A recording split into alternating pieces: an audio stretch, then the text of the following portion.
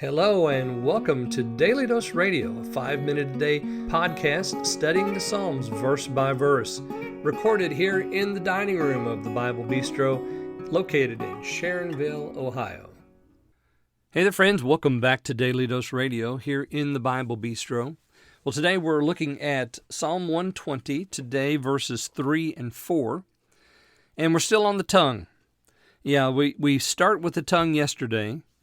You know, the tongue of treachery, the tongue of deceit, lying and deceitful, the lips, the tongue, the mouth. And so the psalm of the prayer of the psalmist was, deliver me from these things. Well, today we're still talking about that tongue. Let me read verses 3 and 4. What does it give to you? Or what shall be done to you, you false tongue? Sharp arrows of the mighty with coals of juniper.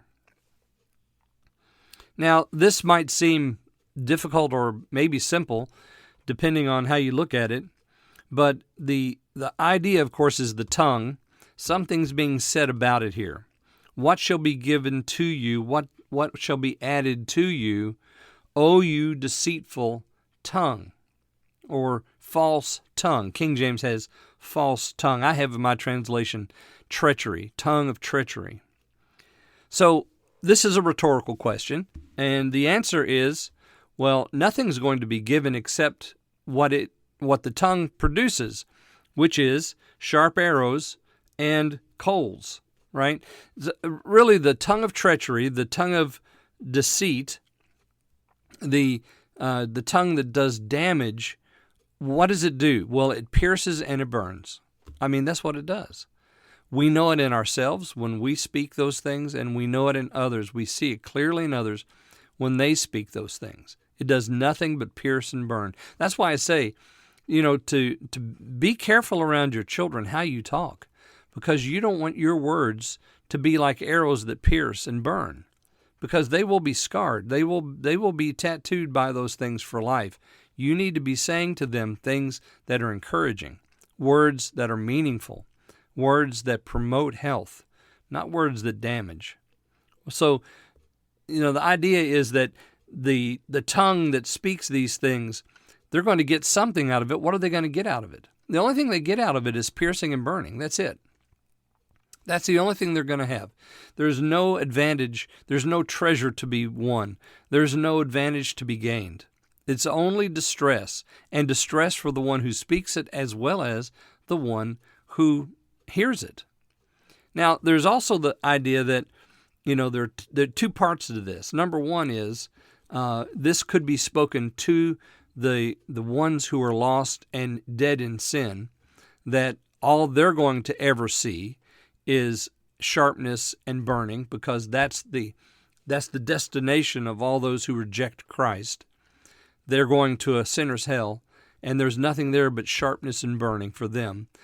Also, you could, see this in a spiritual sense for those who are being redeemed, especially those backsliders who are coming back to the Lord. Their tongue, there's no profit in it, and so what they have to look forward to is the hot embers of prayer now being rekindled in their heart, because they've asked God to deliver them from the tongue of treachery and deceit. So there's lots of ways that you can read this, and so many ways are really wonderful. An interesting sidelight here is this coals. Coals, I think King James has coals of the juniper, yeah. My translation is the broom plant. And now the broom plant, or the broom tree, was known in ancient times to be used by the Arabs to start their fires. And those fires has been said by the rabbis that the fires of the Arabs who used the broom plant as their fuel could go on for an entire year. Those, without ever being renewed, those broom plant coals would just continue to burn, smolder, like you bank a fire at night, and then in the morning you stir it up, and when the oxygen hits those hot coals, they begin to burn again.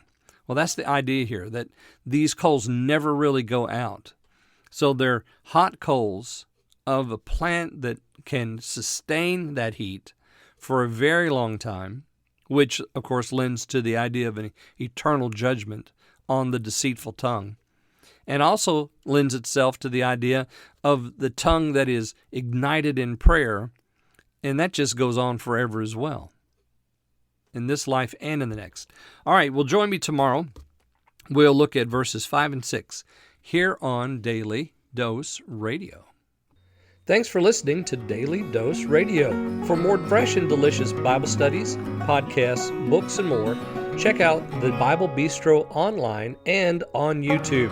Join me again next time for Daily Dose Radio.